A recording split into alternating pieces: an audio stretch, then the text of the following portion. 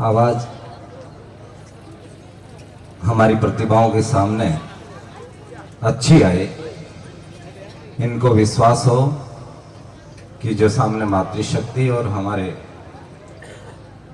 अभिभावक गण बैठे हैं उनकी आवाज में अभी भी ताकत है। बोलिए गुरु जम्बेश्वर भगवान की। मंच पर विराजमान परम श्रद्धेय संत समाज, हमारे समाज की वो प्रतिभा जो समाज को अग्रणी पायदान पर लेकर के चल रही है, पधारे हुए नौजवानों, मेरी प्यारी बहनों, मातृशक्तियों, युवा साथियों, मेरे से पूर्व वक्ताओं ने आपके सामने 3-4 प्रकार के विषय लिए, लेकिन मैं धन्यवाद उन्हें देना चाहूंगा जिन्होंने समाज को एक मंच पर ला करके बैठा करके और समाज को ये बताया है कि हमारे समाज की ये प्रतिभाएं भी हमारे समाज से उभर कर इस मंच पर बैठने लायक बनी। लेकिन दूसरा पायदान ये भी है कि इन प्रतिभाओं को बिठाने के लिए इनके पीछे ताकत किसकी लगी है, इनका श्रेय किसको जाता है, इस पर हम सबको गहराई से अध्ययन करना चाहिए। मित्रों, काल और समय एक चंद समय के लिए हमारा साथ देता है। परिस्थितियां अनुकूल बहुत कम समय के लिए हमारे लिए होती है। हम किस परिवार में जन्म लिया, उस परिवार की स्थिति कैसी है, वो परिवार कैसा है, उसका व्यवहार कैसा है, वो हम पर तय करता है। लेकिन जीवन में आगे बढ़ने के लिए सारी परिस्थितियां एक तरफ होती है और व्यक्ति खुद की मेहनत एक तरफ होती है। इसलिए हमारे यहां कहा जाता है कि जो मेहनत करता है, एक लक्ष्य को लेकर के चलता है और एक लक्ष्य को भेदने की शक्ति अपने मन में रखता है, वह व्यक्ति जीवन में आगे बढ़ता है। जिसका मन कमजोर हो, निर्णायक शक्ति कमजोर हो, निर्णय नहीं ले सकता, समाज के लिए सोच नहीं सकता, अपने जीवन के बारे में सोच नहीं सकता, मुझे क्या करना है ये यदि निर्णय नहीं ले सकता, मैं आपको विश्वास दिलाता हूं वह व्यक्ति जीवन में कभी आगे नहीं बढ़ सकता। इसलिए मेरे से पूर्व वक्ताओं ने जो शिक्षा क्षेत्र में बढ़ रहे नौजवानों की प्रशंसा करते हुए जो आपके सामने बातें रखी, मैं उनका आभार व्यक्त करता हूं। समाज की वो प्रतिभाएं, समाज का वो व्यवहार कौशल जीवन जीते हुए जो लोग आज हमारे मंच पर बैठे हैं, हमारे सबके सामने बैठे हैं, वो हमारे लिए बड़े प्रेरणादायी है। लेकिन केवल और केवल एक शिक्षा जगत में देख करके नौकरी के लिए यदि सोच करके हम रुक जाएंगे कि मेरा बेटा पढ़ करके नौकरी ले और नौकरी लेकर के और हमारा जीवन यापन करे, मैं आप सबसे विनती करता हूं, आग्रह करता हूं, केवल इतना हम सोच करके रुके नहीं। इस संसार में और भारत देश की लगभग मेरे से ये सारे बुद्धिजीवी वर्ग बैठे, मुझे लग रहा है कि 2.5% भारत की आबादी के लोग केवल नौकरी में। आप कल्पना कर लीजिए कि पढ़ने वाले सारे बच्चे और पढ़ने वाली सारी बेटियां नौकरी तो नहीं लग सकती, क्योंकि हमारे पास में जगह इतनी है। वो जगह भरने के बाद क्या हम निराशा लेकर के बैठेंगे? मित्रों, निराश होने की आवश्यकता नहीं है। जीवन के अंदर बहुत सारे रास्ते हैं, हमें कौन सा रास्ता चुनना है और कौन सा रास्ता हमारे लिए अच्छा रहेगा वो हमारे पर निर्भर करता है।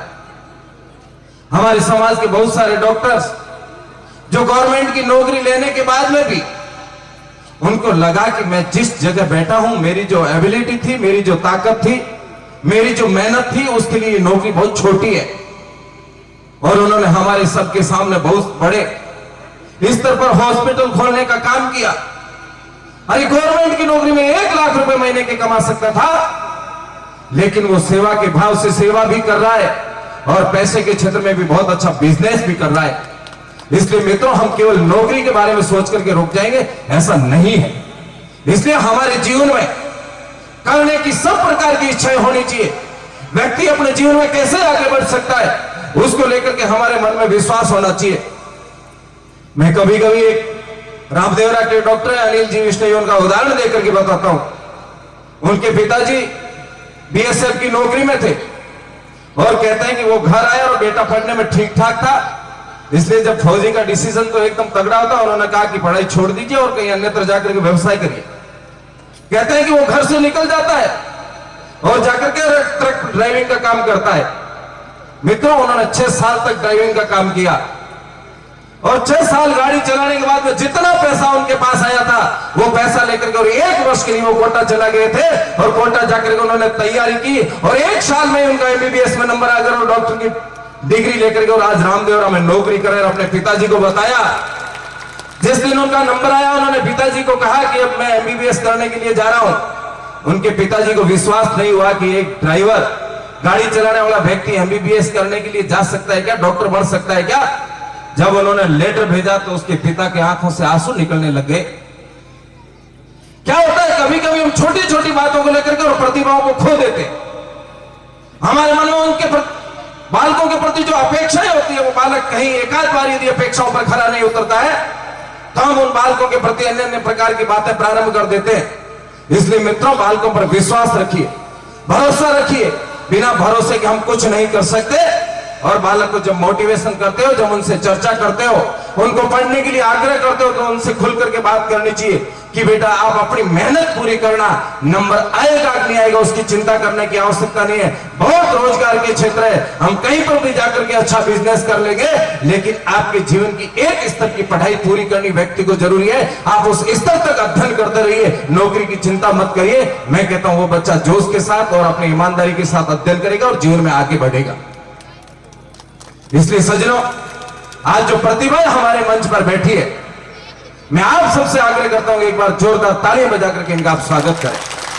ये समाज के वो लोग हैं जिन्होंने मेहनत करके आगे बढ़े। लेकिन मित्रों, मैं अगले पायदान की दूसरी बात प्रारंभ करता हूं। आज यदि राजस्थान के अंदर सर्वाधिक यदि किसी समाज को बदनाम किया जा रहा है तो मेरे समाज को किया जा रहा है। शिक्षा के क्षेत्र में यदि बदनाम किया जा रहा है तो मेरे समाज को किया जा रहा है मेरे समाज की प्रतिभाएं। लेकिन कुछ कलंकित परिवार भी समाज के अंदर है, उन 1-2 परिवारों का पूरा समाज बदनाम होता है, तब मन बड़ा दुखी होता है। इसलिए मैं आप सबसे आग्रह करता हूं कि ऐसे परिवारों से, ऐसे नौजवानों से हमें दूरी बना करके रखनी चाहिए। और ऐसी कोई घटनाएं जब हमारे सबके सामने आती है तो समाज को भी एक जगह उतर करके और उनका विरोध करना चाहिए। ऐसी हरकत करने वाले लोग समाज से दूर किनारा बना करके खड़े रहे, उसमें समाज का भी भला होगा और उनका भी भला होगा। यदि वो समाज के नाम पर और समाज को कलंकित करने का काम करता है तो दिल दहल उठता है।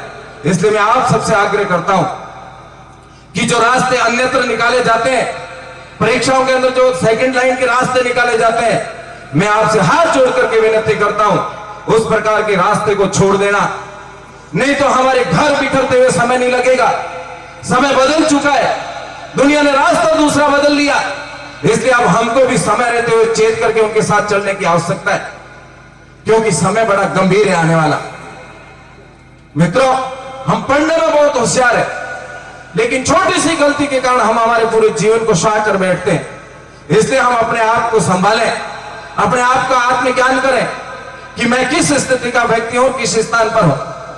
मैं एक छोटा सा उदाहरण देकर के बताता हूं। आज समाज के सारे लोग एक जाजम पर बैठे और पढ़े लिखे और हमारे समाज की प्रतिभाएं मंच पर बैठी है। आप कल्पना कर सकते हैं कि गुजर की थड़ी जयपुर में जाकर के कभी 10 मिनट के लिए खड़े हो जाइए, आपको किसी को कुछ कहने की जरूरत नहीं है।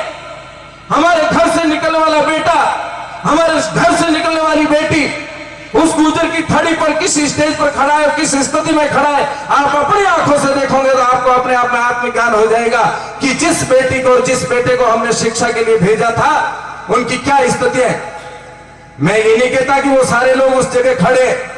समाज की बहुत सारी प्रतिभाएं जो अच्छा अध्ययन करती है, लेकिन समाज का नाम बदनाम करने के लिए बहुत सारी प्रतिभाएं वहां उस गुजर की थड़ी पर भी मिलेगी।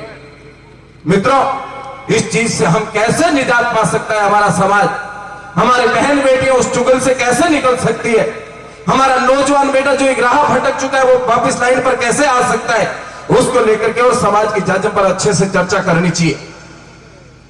परिवार का नौजवान, मां, बहन, बेटी, भाई, शुद्ध परिवार में से किसी एक व्यक्ति को बच्चों के साथ में रख करके और उनको अध्ययन करवाने की व्यवस्था करनी चाहिए। हो सकता है आने वाला समय आपके परिवार के लिए होगा।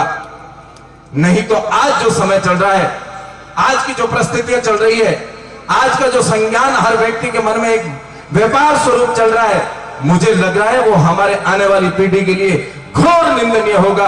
और हम और आप सब उस चीज को लेकर के जब सिर पकड़ करके बैठेंगे तब समय भी चला जाएगा, हमारी पीढ़ियां भी चली जाएगी और पूरा दुनिया हमें दुत्कारेगी। इसलिए मित्रों, हम सबको साथ लेकर के चलने की आवश्यकता है। मैं मेरी किताब का तीसरा पन्ना पलटता हूं। मित्रों, समाज की एक मर्यादा है और मैं कभी कभी उदाहरण देकर के बताता हूं कि खेत की चार दीवारी होनी बहुत जरूरी है, खेत की मेड़ होनी बहुत जरूरी है। नहीं तो आप जब खेत में हल जोतेंगे और जब हल एक किनारे से स्टार्ट करेंगे और खेत की सीमा तय नहीं होगी तो उस हल का विराम किस जगह करेंगे। मित्रों, समाज की मर्यादा होनी बहुत जरूरी है। लेकिन आज जो मंच पर विराजमान है, मैं इन सबसे भी आग्रह करता हूं और बैठे हुए सभी लोगों से भी आग्रह करता हूं, आज हमारे समाज के लोग अपने मुंह से अभद्र प्रकार की जो बातें बोलते हैं, अन्य समाजों के लिए जो अभद्रता की टिप्पणी करते हैं, मुंह से नहीं बोलने वाले शब्द अन्य लोगों के लिए बोलते हैं, तब हृदय बड़ा दहल उठता है। क्या एक जाजम पर बैठने वाला, एक सार्वजनिक ऑफिस में बैठने वाला एक विश्नोई कर्मचारी किसी के साथ छुआछूत या भेदभाव कर सकता है क्या? मित्रों, मैं ये नहीं कहता कि हमारे सारे रिश्ते टूट जाए या हमारी आदान प्रदान सारी बातें प्रारंभ हो जाए, लेकिन मैं इतना जरूर कहना चाहता हूं कि हम जहां भी रहते हैं, जिस जगह रहते हैं, वहां 36 कौम के साथ हमारा अच्छा तालमेल होना चाहिए। नहीं तो हमारा समाज एक साइड में एक समाज हो जाएगा और बाकी 35 बिरादरी एक साइड हो जाएगी। ये समय आते भी देर नहीं है मित्रों। इसलिए मैं आप सबसे कहना चाहता हूं कि हम सब मर्यादित होकर के बोले। मैं अभी एक जीवित उदाहरण बता सकता हूं आपके सामने, नाम नहीं लेना चाहूंगा। एक नौजवान बालक विश्नोई समाज का एक एमएलए के लिए बात करता है और उसके लिए किस प्रकार के घिनौने शब्द उपयोग करता है और उसकी रिकॉर्डिंग वो स्वयं वायरल करता है। मैं कहता हूं ऐसे नौजवानों के लिए समाज को खड़े होकर उन पर एफआईआर दर्ज करवानी चाहिए ताकि समाज का कोई दूसरा व्यक्ति इस प्रकार का कदम नहीं उठाए। ऐसी क्या परिस्थिति आ गई कि हम हमारे मुंह से ऐसे गिरे हुए शब्दों का उपयोग करते हैं? मित्रों, संभलने की आवश्यकता है। दुनिया है, हम अकेले नहीं है, हमारे साथ 35 लोग और चलने वाले हैं। आप अकेले किस पायदान पर जाकर के खड़े रहेंगे? अकेला व्यक्ति कभी कुछ नहीं कर सकता और 36 कौम को साथ लेकर के चलेंगे। मैं भरोसा दिलाता हूं, आज हम जिस पायदान पर है, आने वाले समय में हम एकदम शिखर पर पहुंचेंगे, क्योंकि शक्ति जब संगठित होकर के साथ चलती है तो कोई दुनिया की ताकत उसको रोक नहीं सकती। इसलिए सज्जनों, अब समय है चेतने का, समय है जागृत होने का, समय है मर्यादित बोलने का, समय है मर्यादित चलने का, समय है मर्यादित व्यवहार करने का, क्योंकि आज का समय सोशल मीडिया का समय है।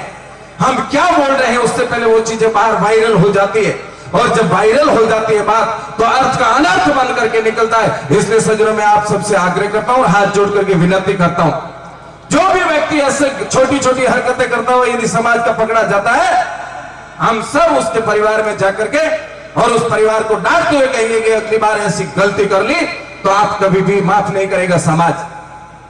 मित्रों, समय हमारा है, परिस्थितियां हमारी है और हम इस समय को कैसे जीतते हुए आगे बढ़ेंगे ये हमारे ऊपर निर्भर करता है। आज ये विश्नोई समाज के द्वारा पंचम प्रतिभा सम्मान समारोह का जो आयोजन किया गया, मैं धन्यवाद देना चाहूंगा कि इतना बड़ा समारोह और 5वीं बार समाज कर रहा है। और जब इस प्रकार के समारोह का आयोजन किया जाता है तो समाज के अंदर से कोई न कोई निर्णय लेना चाहिए। निर्णायक शक्ति पर हमको मजबूत होकर के आगे बढ़ना चाहिए कि आज के इस प्रतिभा सम्मान समारोह में हम समाज के लिए एक नया निर्णय लेकर के उठे हैं और समाज को एक नई दिशा देंगे। ऐसा निर्णय लेकर के हम यहां से जाएंगे, तब जाकर के हमारे यहाँ का प्रतिभा सम्मान समारोह सफल होगा। मैं मेरी बात विराम करने से पहले एक छोटी सी बात कहकर के मेरी बात को विराम दूंगा। कहते हैं कि व्यक्ति के जीवन में सफलता और असफलता हासिल कब होती है और व्यक्ति जीवन में चलते चलते कब निराश हो जाता है, और जब उस व्यक्ति को कोई मोटिवेशन करता है तो वह जीवन में बहुत कुछ कर लेता है। ऐसा एक उदाहरण देकर के मैं मेरी बात को विराम करूंगा। दक्षिण भारत के एक सामान्य परिवार में जन्मे एक छोटे से बालक गांव के सरकारी विद्यालय में शिक्षा ग्रहण करता है और उनके इंटरव्यू का कॉल आता है जब अगली परीक्षा पार कर लेते हैं। कहते हैं कि दक्षिण भारत का रहने वाला बालक और उत्तर भारत में देहरादून में उनका एक इंटरव्यू का लेटर आता है। जब घर में पिताजी के पास बैठते हैं, उनसे चर्चा करते हैं कि मुझे देहरादून जाना है, तो उनके पिताजी कहते हैं कि बेटा मेरे पास किराया नहीं। वह बालक अपनी मां के पास जाता है और मां से चर्चा करता है, तो मां भी उसे मना कर देती कि मेरे पास किराया नहीं। वह अपनी बड़ी बहन के पास जाता है, कहते हैं कि जब कोई हिम्मत देने वाला होता है तो व्यक्ति अपने आप में मजबूत हो जाता है। और उसकी बहन कहती है कि हाँ भाई मैं तुझे पैसा दूंगी, और बहन तत्काल वहां से निकलती है, अपने सारे गहने एक दुकान पर ले जाकर के गिरवी रखती है, और उससे जो पैसा मिलता है वह पैसा लेकर के और उसको देती है। और भाई इंटरव्यू देने के लिए जाता है, और कहते हैं कि उस इंटरव्यू देने के बाद उसे पूरा भरोसा था कि मेरा सिलेक्शन हो जाएगा। उस बालक का सिलेक्शन नहीं होता है, और वह बालक निराश होकर के देहरादून से वापस ऋषिकेश आता है, और ऋषिकेश पहुंचता है तब तक उसका किराया समाप्त हो जाता है। लक्ष्मण झूले के ऊपर से वो गुजरता हुआ आगे पहाड़ की ओर जा रहा था। जब पहाड़ की ओर जा रहा था तो वहां एक संत का आश्रम है। जब उस नौजवान बालक को संत ने देखा कि ये बालक पहाड़ की चोटी की ओर कैसे जा रहा है, कहते हैं कि वो ज्यों ही आगे बढ़ा तो संत ने उसका पीछा किया, और पीछे करते उस बालक को पकड़ करके कहा कि आप कहां जा रहे हो। हमारे बीच श्याम सुंदर जी एसडीएम साहब पधारे हैं, एक बार जोरदार तालियों से उनका स्वागत। आप अपनी धर्म पत्नी सहित पधारे हैं। आपसे आग्रह है कि आप दोनों ही मंच पर पधारे, आदरणीय श्याम सुंदर जी और उनकी धर्म पत्नी सहित। मित्रों, जब वो संत के साथ उस बालक का चर्चा होती है तो वो खुल करके बात करते हैं संत से। कहते हैं कि मैं ऐसे परिवार से हूं और मेरे पास कुछ है नहीं, और मैंने तय कर लिया है कि मैं मेरा जीवन है वो यहीं समाप्त करूंगा इस पहाड़ की चोटी पर। कहते हैं कि जब संत ने उन्हें समझाया, कहा कि आपका जो तेज है चेहरे का, इसको देख करके मुझे लग रहा है कि आप बहुत कुछ बड़ा करने वाले हो, और जिस नौकरी के लिए आप इंटरव्यू देने जा रहे थे वो आपके लायक नहीं थी, ऐसा परमात्मा ने आपके साथ किया है, इसलिए आप चिंता मत करिए, मैं आपको पैसे दूंगा, आप पुनः तैयारी करिए। और कहते हैं कि वो अगली बार तैयारी करते हैं और उनका इंटरव्यू कॉल होता है, उनका सिलेक्शन हो जाता है, और वह व्यक्ति भारत का सबसे बड़ा वैज्ञानिक बनता है और पोखरण के अंदर आकर के परमाणु परीक्षण करता है। ऐसे व्यक्ति थे डॉक्टर एपीजे अब्दुल कलाम। वो भी अपने जीवन से निराश हो चुके थे, लेकिन जब उनको एक संत मिले, उन्होंने मोटिवेशन किया तो उन्होंने भारत का सबसे बड़ा काम किया। इसलिए प्यारे विद्यार्थियों, आप सबसे कहना चाहता हूं कि आपके चेहरे पर जो लिखा है, आपके ललाट पर जो लिखा है, वो आपके जीवन में कोई रोक नहीं सकता। केवल हमारी मेहनत करिए, निराश होने की आवश्यकता नहीं है। सफलता आपके अवश्य कदम चूमेगी, इसलिए जीवन में निराश होने की आवश्यकता नहीं है। प्रयास करते जाइए, मेहनत करते जाइए, समय आपका होगा, परिस्थितियां आपकी होगी, और आने वाला पीढ़ियां आपको याद करेगी। ऐसा हम सब भाव लेकर के आज इस विष्णु समाज प्रतिभा सम्मान के पंचम समारोह से हम विदाई लेंगे। मित्रों, एक बात और मैं हट करके कहते हुए मेरी बात को विराम देता हूं। विगत 500 वर्ष का एक संघर्ष का काल जो हिंदू समाज उसको सहन करता हुआ आया है, विभिन्न परिस्थितियों में वो झगड़ता हुआ आया, लेकिन 1947 के बाद जब देश आजाद हो जाता है, आजादी के जश्न के बाद एक आस जगी थी कि अब हमारे लिए कुछ अच्छा होगा, और वो दिन अब दूर नहीं रहा। वो कल का ही दिन है, 22 जनवरी 2024। भगवान श्री राम के मंदिर में श्री राम लला के प्राण प्रतिष्ठा महोत्सव है, और एक नई दिवाली आप और हम सब के लिए है। मैं आप सबसे आग्रह करता हूं कि कल हमारे घर के मंदिर पूजा घर को सजाते हुए हम सब हमारे घर में दीपक जलाते हुए भगवान श्री राम को याद करेंगे। ऐसी बात करते हुए मेरी बात को विराम करता हूं। बोले गुरु जम्बेश्वर भगवान की